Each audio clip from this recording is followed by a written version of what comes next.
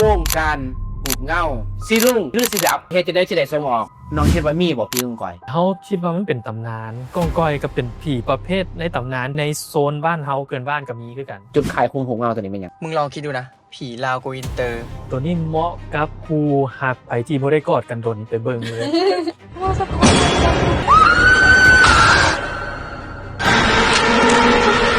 วันนี้ผมเข้าอยู่กับภูมิกับคูบเงาเมื่อหนึ่งของประเทศลาวข่อยเป็นผู้บอกเองเด้อแล้วก็พวกเฮาอยู่กับนักแสดงขันต้นที่ยังหนุ่มยังแหน่งของประเทศลาวเจ้าสบายดีอันนี้ไซแก้วลาเนาะผู้กำกับภูมิเงาแล้วก็เป็นหนึ่งในคอฟาวเดอร์ผู้ร่วมก่อตั้งบริษัทรานูเว็บซินีมาโปรดักชั่นส์อริยาสุธามวงศ์เด้อเป็นฟรีแลนซ์คอนเทนต์ครีเอเตอร์อานิตาเด้ออานิตายังการากิเป็นศิลปินนักแสดงจัสมินเด้อเป็นนางแบบเนาะผู้สอนเดินแบบแล้วก็จัดประกวดเจ้าอนงคารพีระวงศ์ตอนนี้ก็เป็นการตลาดและก็เป็นนักแสดงโก้งการหูเงานักแสดงหูเงาซีรุ่งหรือสิดับอันนี้ไส้จะเป็นผู้กำกับเจ้าคิดว่าวงการหูเงาเล่ามันสิไปในแบบใดมันก็สิดีขึ้นหั่นแหละคนแต่เจเนอเรชันหั่นนะมันเก่งขึ้นตลอดเทคโนโลยีกับมาดีขึ้นเรื่อยๆคนก่อนรุ่นเฮาต้องใช้กล้องเป็นฟิล์มหรือว่ากล้องเป็นกระแสมาฮอดรุ่นเฮาเป็นดิจิตอลแหละเป็นไฟล์เป็นกล้องน้อยถ่ายรูปกับถ่ายวิดีโอได้บางเดือกับกล้องมือถือบวกกับ AI อาจจะได้ผลงานที่แบบไผเบิ่งก็ได้สินะเนาะเพราะฉะนั้นทุกความสามารถทั้งเทคโนโลยีเฮาเชื่อว่าจังใดมันก็ต้องดีขึ้นเจ้าเห็นเขาโฆษณานางลาวจักเปอร์เซ็นต์ที่เจ้าตัดสินใจสิไปซื้อปีเบิ่งประมาณ80ซะ7-80%อันนี้2ก็คือแบบว่าเฮาก็อยากไปเบิ่งเรื่องราวมันเป็นจังไดเนาะการแสดงเป็นแนวใดประมาณนี้อยากไปได้ส่วนลูกทุกครั้งต้องเพราะว่าในมุมของข่อยการเบิ่งของเฮานี่มันเวลาแห่งครอบครัวมันคือเวลาแห่งการกินป๊อปคอร์นน้ำข้างได้หูเซลฟี่แล้วก็ลูกจะมีความเข้าใจหูเงาบางอย่างคือเจ้านี่นะมีกำลังใจข่อยโหว่าการเฮ็ดหูเงาเป็นมืออาชีพแท้ๆนะมันลงทุนลงหอนหลายสิเฮ็ดแนวใดให้คนมาเบิ่งหูเงานี่นะหลายขึ้นหลักการก็คือเฮ็ดอาหารก็ต้องเฮ็ดของแข็งแซ่บแต่เฮาก็ต้องเฮ็ดเพื่อเราที่เฮ็ดให้คนอยากเบิ่งได้ความเป็นฮูกเงามันก็อาจจะพิเศษบ่นี้มันอาจจะมีหน่อยคนที่ไปชอบกินแนวขมฮูกเงาก็คือกันบางฮูกเงาผู้สร้างอาจจะมักสร้างแบบขมๆบางผู้สร้างอาจจะมักสร้างหวานเผ็ดพวกนี้นั่นเนาะแต่ก็สำคัญก็คือตอบโจทย์ถูกปากคนส่วนใหญ่คักอยู่แซ่บอยู่ถูกปากอยู่แต่ว่าคนไปเบิ่งบ่หลายเสียจังได๋ขนาดบ้านเฮาก็เท่านี้เฮาเฮ็ดจังได๋มันสิได้มีกำลังจิตกำลังใจต้องเฮ็ดให้ผลงานเฮามันสามารถส่งออกให้ได้เพื่อขยายฐานตลาดเฮ็ดให้ผลงานเฮาส่งออกให้ได้ตอบค่อยได้ว่าเฮ็ดจังได๋สิได้ส่งออกก็ต้องเฮ็ดให้มันดีถึงบ่ได้มันสิดีก็ต้องเฮ็ดหลายๆพยายามเฮ็ดต่อไปลองผิดลองถูกมันนี่แหละคำถามคือถึงบ่ได้มันสิดีถึงบ่ได้มันสิได้ส่งออกเด้น่ะเฮ็ดหลายแต่เฮ็ดหลายมาแล้วน้องก็4เรื่องมันต้องน้องเคยสืบประวัติว่าพวกที่เขาส่งหนังออกแล้วมันได้จักเรื่องมันจังสิได้ส่งออกได้มันมีหลายเคสนะอาจารย์เคสคือซื้อลอตเตอรี่ถูกหวยก็มีสมมุติเจ้าผลิตเรื่องเดียวปังที่เห็นเขาเห็นปังๆมาน่ะเนาะแต่ละปีมันเฮ็ดกันหลายแต่ว่าส่วนที่ถูกหวยจักเรื่องนึงอ่ะนะเนาะมันก็บ่มีทางลัดสำหรับเฮาเดี๋ยวนี้เฮ็ดหุบเงาหยังอยู่บ่ปิดกล้องไปปีแล้วซื้อเรื่องกองก้อยแม่อีหยังกองก้อยจังรู้จักผีกองก้อยบ่โอ้พี่กองก้อยก็ได้ยินแต่กองบ้านข่อยเอิ้นกองก้อยก๊อกมันแปลกบนที่กองก้อยก็เป็นผีประเภทในตำนานที่มีอยู่ในโซนบ้านเฮาเกินบ้านก็มีคือกันกองก้อยแล้วน้องแต่ละคนน่ะบ่เป็นผีจักคนได้พอเอามาเนี่ยจะเอามาเนี่ยบ่ว่าพวกนี้แสดงเป็นผีนำมีคนแสดงเป็นผีอยู่ในนี้ลองเดาดูว่าอยู่ในนี่น้อง4คนนี่นะมีคนแสดงเป็นผีกองก้อยแม่นโอเคลองเดาเด้อให้โหคอมเมนต์กับคำว่าไผเป็นผีกองก้อยอันนี้ข่อยเด้อข่อยว่าผีกองก้อยมีจริงผีปอบก็มีจริงผีปอบนั้นเกิดจากคนหลีดของหลายแล้วก็เลยกลายเป็นปอบคลำบ่ได้ผีกองก้อยน่ะตามข่อยได้ยินเขาจะว่ามันอยู่แถวภูสังแห่มันอยู่แถวป่าเป็นสัตว์ประเภทนึงที่เคลื่อนไหวไวหลายเพราะเขาเจ้าซ้ำซ่องอยู่แถวป่าก็เลยเอิ้นว่าผีกองก้อยขอบใจที่อาจารย์ที่แชร์เนาะเฮาคิดว่ามันเป็นตำนานคล้ายๆคือผีกระหังกระสือเสียเนาะเรื่องเล่าตำนานคนอาจจะคิดว่าเห็นบางอย่างแต่มันอาจจะเป็นอีหยังก็ได้ที่อธิบายได้ด้วยวิทยาศาสตร์น้องคิดว่ามีบ่ผีกองก้อยมีเฮาเป็นคนเชื่อเรื่องนี้แบบ 100% เฮาเชื่อทุกอย่างที่เบิ่งเว้ยตอนแรกที่มาตินเฮาก็ยานโดยเชื่อเพราะว่าคืออยู่บ้านนะแบบผู้เฒ่าค่ะต้องจะมักบ่ฮู้ว่าเขาต้องหลอกเด็กบ่เนาะลองผีกองก้อยได้เด้อผีกองก้อยได้แม่นเพราะว่าคือน้องอยู่มันเกิดมันใกล้ภูเขาควายเขาต้องว่ามันอยู่ภูเขาควายนั่นเห็นบ่น้องสิไผเป็นผีกองก้อยอยู่นี่เฉลยเลยว่ะเฉลยเลยไผว่าบ่ไว้นี่จ้ะบ่ฮู้เลยต้องไปเบิ่งเอาในเรื่องต้องไปเบิ่งเอาในเรื่องเอาโอเคบ่บอกไปไม่อยากบอกเอาสิ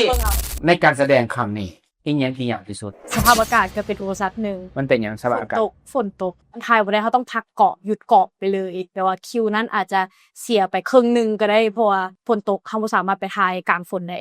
แล้วก็เป็นคิวที่พอเป็นหนังผีมันเป็นคิวดึก5 โมงแลงฮอด5 โมงเช้า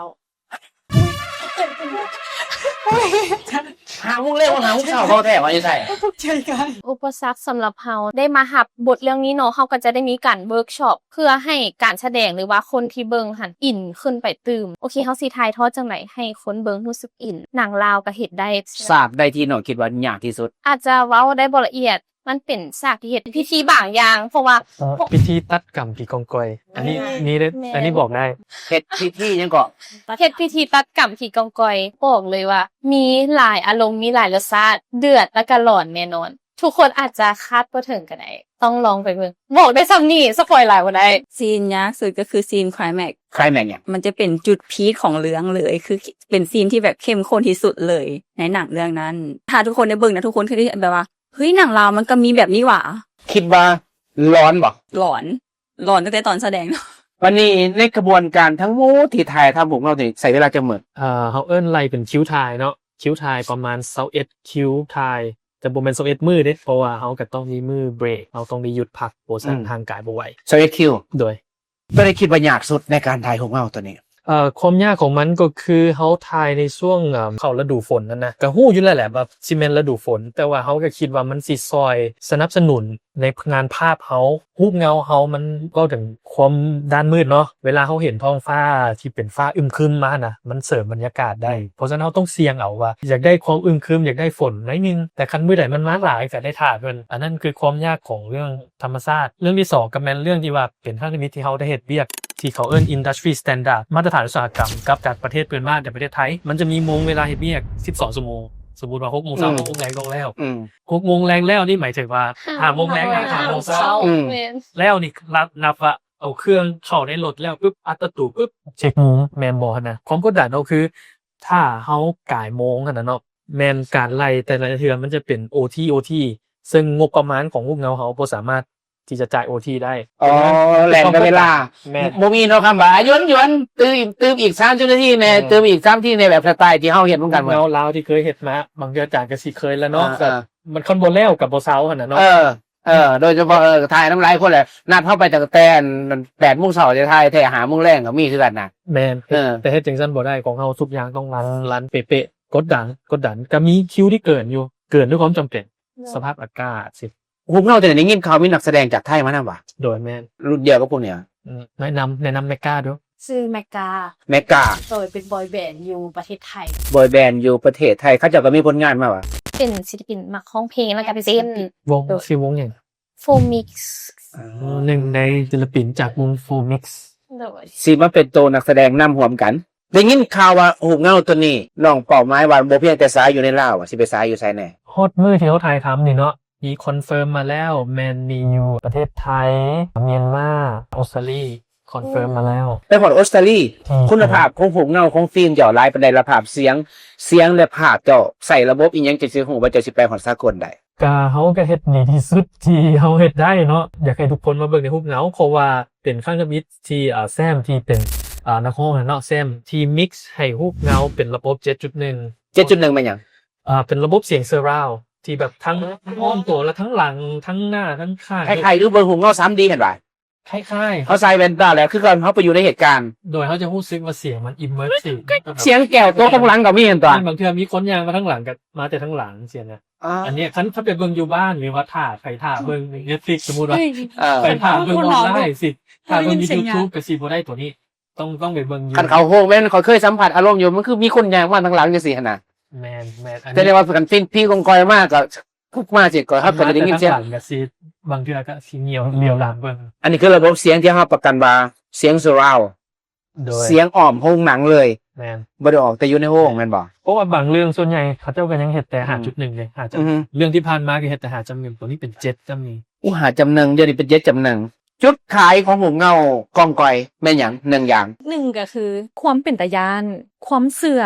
มีข้อคิดแล้วก็มีสิ่งที่สอนเขาหลาย มีข้อคิดนำอีกมีสอนนำอีกมีตัวอย่างให้เบิ่งบ่ ก็หากับมีตัวอย่างซีนหนึ่ง น้อยๆ ข ซะ อเบิ่งดูเป็นยังไงอ่ะ แค่สามารถแชร์ให้เบิ่งน้ำกันได้น้อยหนึ่งเนาะนักแสดงก็ยังทะเลเบิ่งนี่ ว่า เบิ่งน้ำกันเลยเนาะ โอ อา เค จารย์เนาะ แต่ละคน โอเคเฮ็ดจังไดเบิ่งอย่างซี่เนาะ โอเคพอเห็นแล้ว ฟังวิญญาณผู้หญิงใส่สุนัขเฮียนมันเป็นไผ่ก็ได้บัวไผ่ก็ต้องฮู้จักหมูครูลูกหลานที่เป็นนักเฮียนแล้วตายบ่มึงหันคิดย่านหลายโพด อู้พระเอกรอ ไม่อย่างผีกองกอย ป้าพระเอก อ่ะผีกองกอย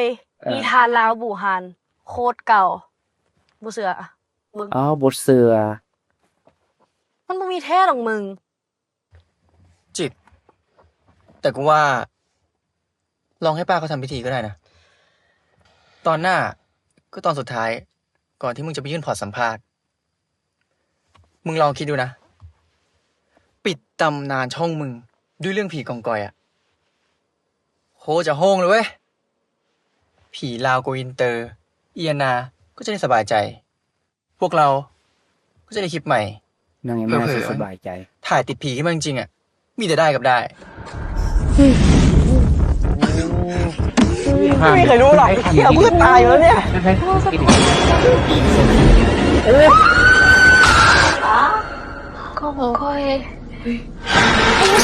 มีหวานโอ้ยังกินกับหลังอีหวานอยู่วะมันมีจะเป็นกับหลัง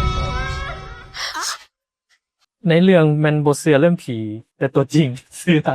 บอกครอบครัวถ้าจะบอกเขาจะเป็นจุดคล้ายหนึ่งอย่างห้องกองก่อยไม่อย่าง น่าจะอยากให้ทุกคนไปเบิ่งในเรื่องของเทคนิคการถ่ายทำหลายกว่า หนังลาวยังบ่มีหนังที่เป็นในเรื่องประมาณนี้ แล้วก็บอกเลยว่าเรื่องนี้เด็ดแท้ทั้งการแสดงภาพแล้วก็ทั้งองค์ประกอบทุกอย่างคือทุกคนแบบมีร้อยใส่ไปเลย มันสุดทุกอย่างเขาบอกเลยว่าทุกคนต้องเบิ่ง มันเป็นเรื่องที่พีคแล้วก็เป็นหนังลาวที่โดดๆมาเทื่อหนึงทั้งเบื้องหน้าเบื้องหลังมันทีมใหญ่แห่งเขาบ่เคยแบบทีมใหญ่ปานนี้จักเทื่อ จะบอกว่าพีคกันบ่ให้เขียนบท ผู้กำกับเขียนเองด้วย อ๋อเจ้าเขียนว่ะ ด้วย โอเคคันว่าเจ้าเขียนนี่คอยเห็นคอยไปเบิ่งเรื่องปลายทางพีคอยู่ปลายทางคอยเดาบ่ถือคอยไปเบิ่งหุบเงาน่ะคอยมักวิเคราะห์ว่าภูมิกับคิดอีหยังมันสิออกมาแบบใดน่ะโอเคพีคแม่นบ่ พีคแน่นอนเพราะว่าตอนเขาอ่านบทเขายังติดไปไม่ได้เลยไป อ่า อยากให้เบิ่งอยากให้เบิ่ง หนึ่งอย่างที่อยากบอกคนเราว่าจุดขายของหุบเงาตัวนี้เป็นหยัง ตัวนี้เหมาะกับกูหักไผที่บ่ได้กอดกันโดนไปเบิ่งเลย ว้าว อย่าเชื่อว่า โดนก่อนกัน มันมีเล็บซีนว่ะ มันมีจัมป์สแกร์แล้วพอบอกว่าสิฉันแบบไผอยากคือกอดนี่พาแฟนไปเด้อเอ้ครับคือว่าโง่กันอยู่นี่ก็พาไปรถ อยากฝากยังสุดท้ายหาคนลาวหรือชาวโลกเกี่ยวกับหุบเงาเรื่องนี้ ถ้าไผที่ยังคิดว่าโอ้ยมันสิซ้ำใดว่าหั่นน่ะเนาะต้องลองไปลองซะอย่าตัดสินก่อนหรือคิดว่าซ้ำใดว่าอันนั้นผีลาวสิวะ เอาโค้งเลยเนาะ โดยเขา เขาโค้ง ต้องไปเบิ่งอยู่โฮงสุด เขา เขา โค้ง เพราะว่า เขาโค้ง จึงได้ฟังเสียงเสือราว เสียงเสือเรา แล้ว เจ็ด ก็ กับ จึง นาย ได้โดดกอด เดินกอดป๊อปคอร์นเบิร์ดแต่แถเนาะเหมือนเนาะ วันนี้กินหมูสับ เฮียป๊อปคอร์นสองเฮียโอเคเจ้ามาเดือนไหนสิได้เบิ่ง วันที่16เดือน7 เอ้ย เอ้า เดือน ทำไมดีวะ เดือนหน้านี่หว่า แม่นเลย ขอบใจที่มาแบ่งปันแล้ว อยากให้คนลาวทุกคนไปเบิงหุบเงาลาวโบเพียงแต่คิดป่าไปสนับสนุน แต่อยากให้เปิดใจ โดยส่วนตัวแล้วถอยหน้า FC ของผู้กำกับผู้นี้อยู่แล้ว แล้วก็ฝีมือของเพิ่นนี่แม่นระดับ แล้วบอกว่า NGO